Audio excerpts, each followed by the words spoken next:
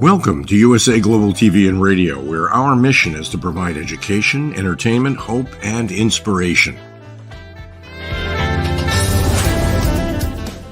USA Global TV and Radio connects you with experts and audiences all around the world every single day to help you succeed in business and to live a richer life. Visit us at usaglobaltv.com to learn about career and life-changing training and mentoring programs like the Listening Mentor. Subscribe to our newsletter to stay informed about our special programs and offers. Discover how you can become a guest on one of our shows or a host or producer of a USA Global TV and Radio show of your very own. That's USA Global TV and Radio, where the doctor is always in.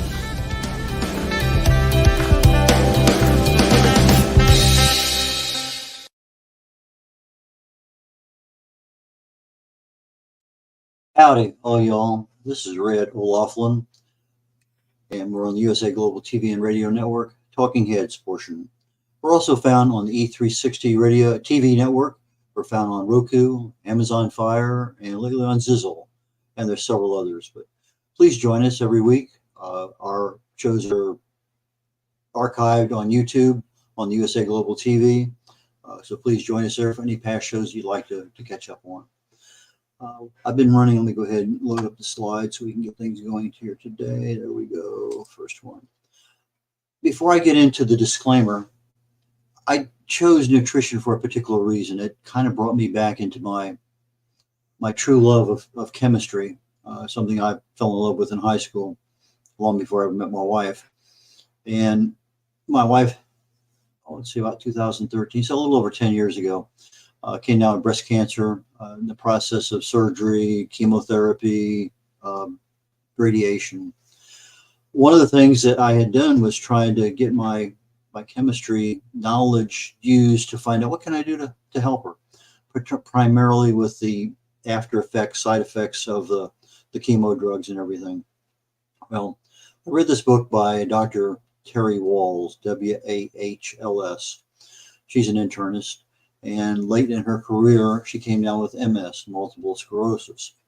And no matter what the doctors did, new prescriptions, treatments, etc., she got worse and worse. Finally ended up in a wheelchair for a few years. And I guess because of her own frustrations, decided to do a study of the autoimmune system and published her book called The Wahls Protocol. And my wife was finishing up chemo. I extended the time frame between chemo and radiation. They wanted to do it almost back to back, and we said nope, we just let her have a chance to recover a little bit. Well, in the process, I read this book, and I said, this woman had multiple sclerosis, in a wheelchair for years. She put herself on this protocol. It's 4 parts. And I said, Marilyn, my wife, I said, let's just try the dietary portion, one protocol. And Dr. Walls, within 3 months, was able to get out of a wheelchair and walk using a walker. A month later, she could walk using a cane. And then by the end of the year, she's bicycling 18 miles. I see her all the time on social media, and you'd never know she had a problem. So I put my wife on this one, and the whole premise of this protocol is that it balances 30 plus nutrients the body needs on a daily basis.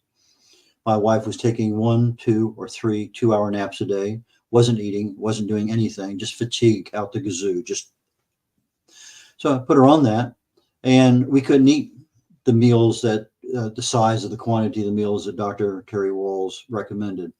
But we got through a couple of them, and amazingly, and true amazing, was the fact that going into day 3, after 48 hours, she no longer was taking naps. 7 days, she was back up at the church volunteering her time. We started radiation treatment, and the doctor pretty much guaranteed us that her fatigue would get worse. Most of the other side effects we had under control. Fatigue, no. Anyway, we started radiation, and there were several weeks of that after months and months and months of chemo. Anyway, last day of radiation, we left the facility, drove to Jacksonville, Florida from Houston. It's about 1,000 miles. And I picked up a U-Haul, loaded my parents' estate stuff in it, and she followed me 500 miles each day by herself in the car behind the U-Haul, 48 hours after her last radiation treatment. Absolutely no problems whatsoever. Her fatigue disinfected. I don't think she had a nap for over a year, maybe 2. How important nutrition is in our health is absolutely amazing. And until you see something like that firsthand, you have no real appreciation for it. We eat all the time, and one of the things that I really try to emphasize is you have to have really good gut health. In other words, everything has to be balanced in our gut.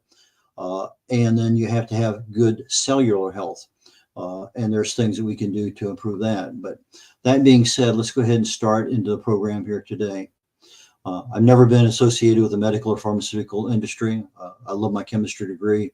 I got 5 total academic degrees, all in different subjects. But what I love to do with my chemistry nowadays is I look at the human body at the cellular level, chemically speaking. I look for cause and effect relationships. Chemically, what's causing this to happen? Can I speed it up? Can I slow it down? Can I shut it down completely? And depending on what the nature of the beast is, sometimes I may want to have something speeded up a little bit or shut down. So if you can figure out how to make that happen, that to me is I'm treating a cause of a problem. If I know this happens and I can stop that from happening, well, maybe there's a chance that I don't get to the end result. But we treat symptoms. That's what most of our medical industry does. They have a moral and legal obligation. If they know you have a problem, there's a solution. It's usually a pill. Might be surgery, might be something else, but usually it's a prescription drug. But when you're treating a symptom, the same cause has never been addressed. You're just treating how you're feeling or looking or whatever. So the real cause is still continuing, and all you're doing is making yourself feel or look better. As always, this presentation is for awareness and education. I finished up the section on vitamins and minerals, and I'm now on specialty nutrients. But it got me to thinking. Multivitamins. I can't tell you how many people. I take this multivitamin. What do you think about that one? Well, I don't take multivitamins, so I don't know. Well, can you look at this and tell me? I can look at the back. And anyway, taking a multivitamin is an option that you're saying, I'm going to get my nutrients from the pill rather than from my food. And it's really difficult to replace a balanced diet just by taking pills. I tell people, read the labels. You ought to become an expert at label reading. If you are really and truly concerned about your health, then read the labels. I was at a book event last night, author event, and people come up and they say, well, here and here, I got one book here on this one book on this one. I say, well, what's important to you? And I said that to 4 or 5 people, and they were not able to answer the question. I thought that was amazing. In fact, well, okay, I wanted to improve my health. Well, what are you really interested in? they were not able to define that in terminology that, okay, this is really what you want. So I started asking 20 questions and we get down to something. But I look at the labels on these things, and first thing I see, vitamin E. Well, it's a tocopherol. Usually it's listed as a alpha tocopherol, and it's a synthetic, and there's 8 different molecules that make up vitamin E, and they're not in multivitamins. You have to buy mixed tocopherols and mixed tocotrienols to get the vitamin E. And they're not all in one food, so you need a mixture of things. So that, to me, is kind of like a strike one. When it has B12, which is a cobalamin, that gets destroyed in stomach acid. So it's on the label, it's in the pill, you're paying for it, but there's no medical benefit, with no health benefit to it. Calcium sometimes is a very difficult one, usually a calcium carbonate. And most of the multivitamins have that minerals, we'll talk about that in a minute, have that calcium in a form that's very unabsorbable. I've seen the same thing with magnesium as an oxide. I've even talked to a couple researchers. Oh, we found this to be the best. I'm sorry, I totally disagree. K2 is one that I do take as a pill because I just don't take all the kinds of foods that it's in. But when you start looking at certain kinds of vitamins and nutrients, they're not always all regulated by the FDA. So you end up with different levels of processing, et cetera. But generally speaking, you take your pill, not a problem. May not totally solve your issue, but it'll make you feel better. If you take too many of them, now you may have a problem, upset stomach. Depending on which particular iron or vitamin A or something else in there, if you get too much of a particular component of that multivitamin or multimineral, you may end up having a potential cardiovascular concern, liver concern. And they found out 450,000, I think I looked at that study yesterday or today, there was no real reduction in risk for cancer or cardiovascular or even dementia issues with regard to multivitamins. So there's no gain other than the fact that, okay, I'm not eating all my greens. I'm going to get my vitamin B from pills or whatever. Same thing with multi-mineral.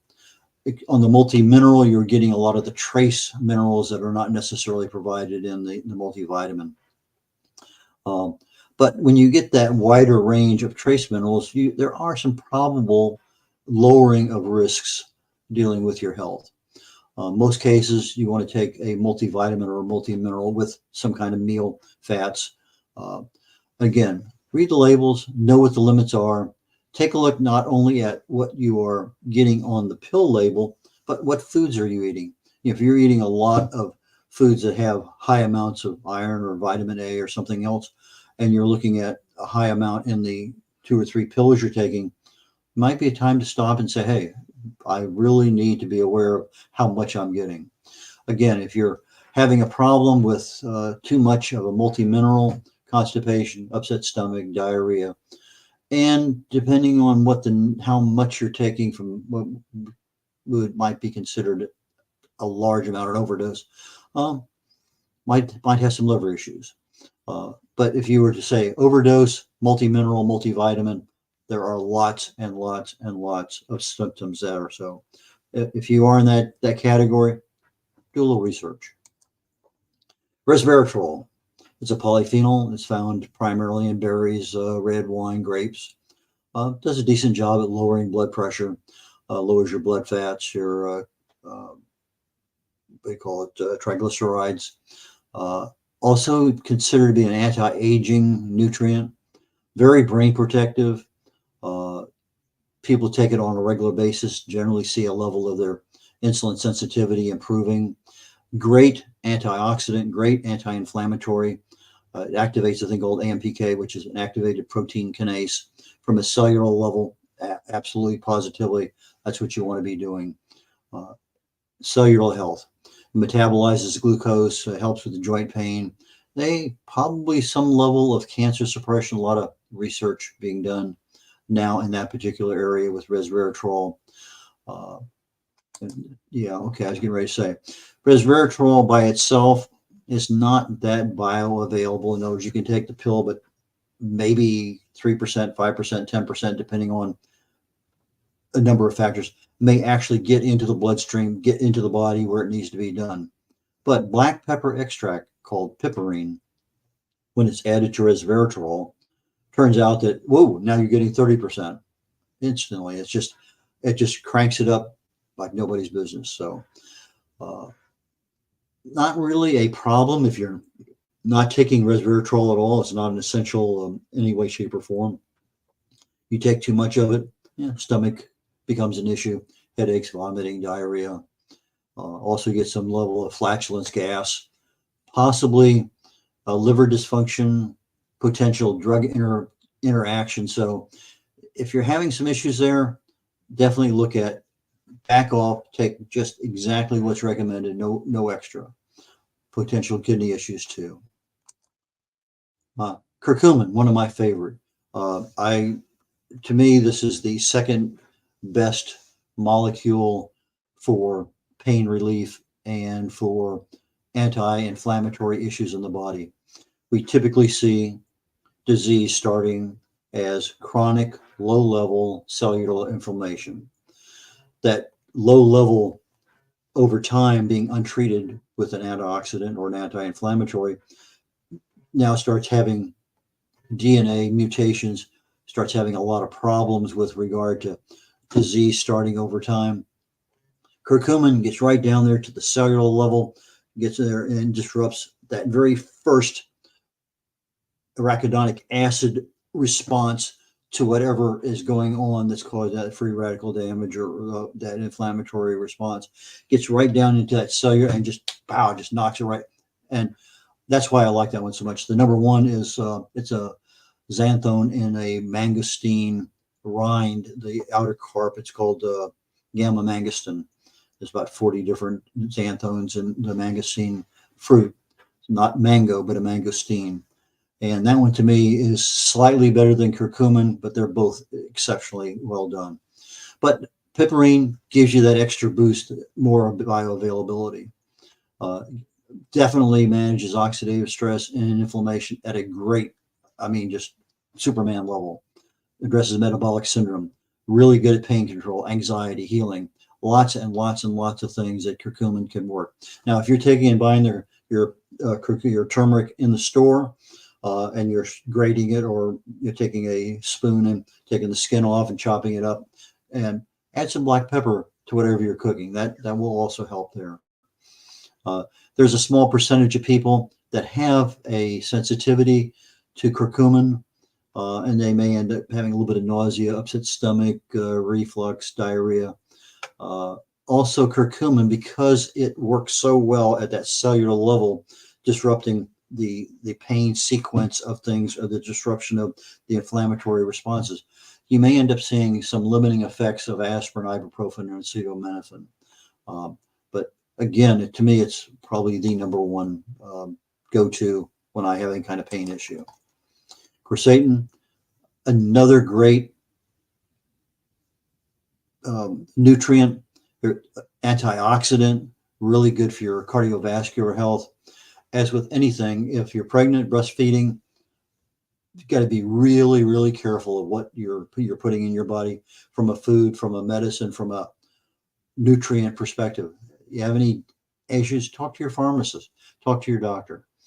Sometimes quercetin, when you're pregnant or breastfeeding, can create a kidney issue.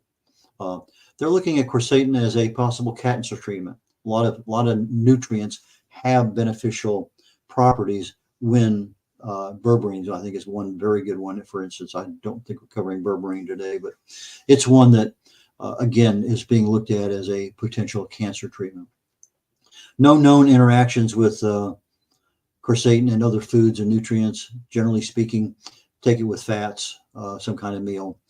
The only thing I could find that says, hey, I can, again, increase the bioavailability of quercetin is with bromelain, again, another nutrient. Taurine, an essential amino acid. Our bodies make it. We usually get it from meat and fish. But sometimes our bodies can't make it enough. And so we've got to look at, what am I eating? If I'm a vegan and I'm not getting my protein from fish and meat, then I may have a problem with taurine. It's used to treat cardiovascular disease, obesity, hepatitis, a lot of issues in there. It does have, if you're on lithium for a particular reason, absolutely talk to your doctor before you start supplementing with your taurine. Obviously, the foods you're eating are probably fine. But again, if you're on a lithium protocol of some sort, make sure you talk to your doctor. Taurine maintains hydration, electrolyte levels, supports the immune system. And when we're sick, our bodies need more of it. So it's one of those go-to things when we're not feeling too well. PQQ. I like PQQ. It's proquinolachinone. They talk about it being a longevity vitamin. It's made by bacteria acting on certain kinds of fruits and vegetables. But the part that I like about PQQ is that it passes through the blood-brain barrier. Not many things do, but PQQ does. And we have certain antioxidants, anti-inflammatories that can be regenerated. In other words, vitamin C can typically be one molecule, can be regenerated as if it were 6 individual molecules. So you get 6 times the punch with one molecule. So I have a free radical down there. It grabs a hold of an electron on a neutral molecule. It causes it to be a free radical. The vitamin C comes in there, donates an electron, everything's stable. But typically, when you donate that electron, that donor molecule becomes, well, vitamin C doesn't, because it can be regenerated 6 times. PQQ can generally be reconstituted 25,000 times. It's almost like an army, one molecule being used over and over and over and over again. But you also need to use, you have to have an adequate amount of glutathione to have that PQQ regenerated each time. For enhancement with PQQ, CoQ10, not cobalamin. I'll think of it in a moment. Anyway, very good with brain issues, fatigue, anxiety, depression, anger, even confusion. It's just a really good molecule to have. It does deplete glutathione, because glutathione is that molecule that keeps the PQQ going and going and going.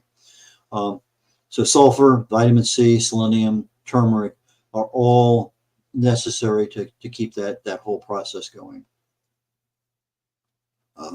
Ubiquinol is CoQ10. Ubiquinone actually is the CoQ10, but ubiquinol is what our bodies make. Probiotics. We talked about having gut health. Well, probiotics are live microbes that live in our, we eat either by foods or whatever, and it keeps a balance. You got bad bacteria, you got good bacteria, but you need a healthy balance in order for your gut to provide healthy immune response. So I'm looking at gut health, cellular health, absolutely imperative if you want health overall. Diet, sleep, our moods, frequent health issues, all could happen because our gut gets out of balance, especially during chemotherapy. If you're taking probiotics, this is something you need to talk to your doctor about, because chemotherapy and probiotics may, depending on the chemotherapy you're using, may not be the best thing at the time. Might be a lot of extra gut and stomach issues you don't need. Prebiotics. Well, we know what probiotics are. They're the opposite of antibiotics. But prebiotics is kind of like the fertilizer that in the gut, this is indigestible fiber, and it provides a nice, healthy platform for gut bacteria to grow and thrive. It improves our digestion, eases constipation, really facilitates mineral absorption into the body, regulates cholesterol, strengthens our immune system. A lot of things prebiotics do. We find them typically in foods like onions and leeks and bananas and avocados, blueberries, and more. If you have IBS, irritable bowel syndrome, you might be seeing a lot more bloating, diarrhea, gas, because you're disrupting, because of the IBS, you're disrupting what is in balance and creating another there's a word, I can't think of it. We'll just move on. MSM. Took some twice today, actually. I tweaked my back yesterday. Methylsulfonylmethane. MSM is a provider. When we go to sleep at night, we finally get to sleep, our bodies repair themselves. Muscles, whatever it may happen to be, sulfur is needed for most muscle problems. So you have healing going on. But MSM, because it provides sulfur, is a really good pain relief. Controls swelling, chronic constipation, ulcers, diverticulitis. A lot of people take MSM for obesity, hypertension, sometimes gum disease, snoring, and there's a lot of others, infections, dementia. They're finding it as a potential treatment for cancer, a lot of different infections. Again, it's amazing how many things that MSM can be used for. Found in fruit, corn, tomatoes, tea, coffee, milk, and generally pretty safe at just about anything that's out there at a recommended level. Generally not a problem. But if you're going to have a problem, you're going to see it pretty quickly. Let's see here. So I think what we're going to do is I'm going to leave this one till next time, because I'm only talking about all these other ones that I would have talked about today, but I'm not going to talk about it. So next week, I'm going to see if we can wrap this whole thing up and find out the best way to say, what do you really need to know about nutrition that's going to make you a super player in the world of health? So with that, I am going to turn everything back over, and I look forward to seeing you next week on Talking Heads on the USA Global TV and Radio Network. red.olaughlin out. Take care. Bye.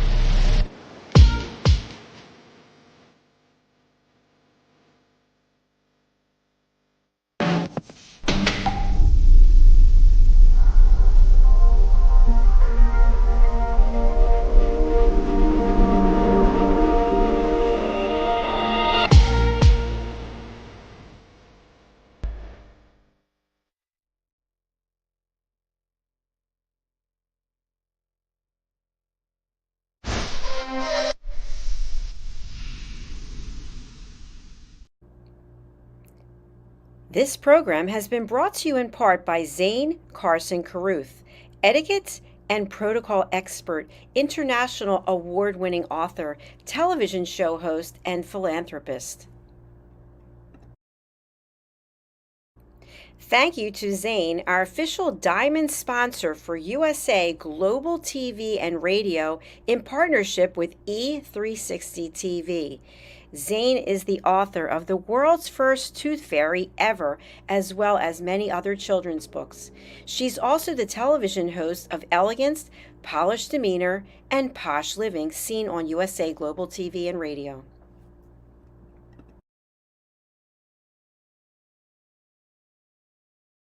Hi, my name is Zane Carson Carruth, and I'm the author of this book, The World's First Tooth Fairy Ever.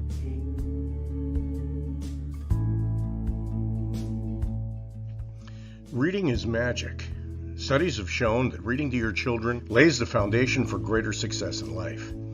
Reading helps develop language and vocabulary skills. It helps improve memory, and it encourages curiosity and inspires creativity. The benefits are immeasurable, and as a parent, you'll benefit too. In only 10 or 15 minutes a day, you'll be creating warm memories and a bonding experience that will last for years to come. So take time to read to your children. Read them books about things that engage and interest them. Tales of fairies and magic fascinate children, and as everyone knows, the Tooth Fairy is at the top of the list. If your child loves magic, wands, adventure, and what child doesn't, you'll love reading them books from the trademarked series, The World's First Tooth Fairy Ever. Follow along as Abella, the world's first tooth fairy, accidentally starts the tooth fairy tradition. Learn the tricks of being a professional tooth fairy in the book, Abella Starts a Tooth Fairy School. Your child's imagination will soar as you read the adventures of Abella and her magic wand.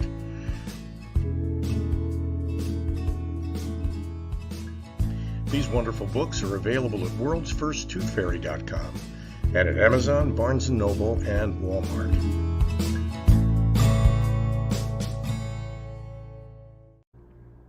To learn more about Zane, contact her through her website, zanecarruth.com, ZANECARRUTH.com. Order Zane's books and merchandise. Contact her about being a keynote speaker at your next event.